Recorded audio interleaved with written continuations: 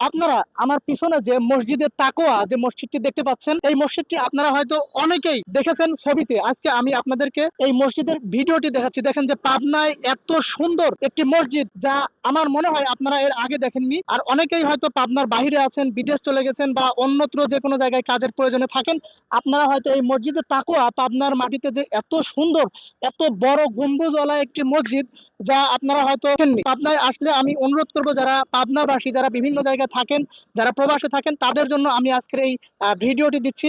দেখেন যে পাবনাতে কত সুন্দর একটি মসজিদ। এই মসজিদের মধ্যে নামাজ পড়লে আসলে তখন বোঝা যায় যে এই গম্বুজটি কত বড়। এবং যে বড় যে লম্বা যে গম্বুজটি আপনারা দেখতে পাচ্ছেন, এটি হয়তো 7-8 তলা বা 10 তলা সমপরিমাণ হবে, কিন্তু হয়তো এখান থেকে ঠিক মতো দেখা যাচ্ছে না।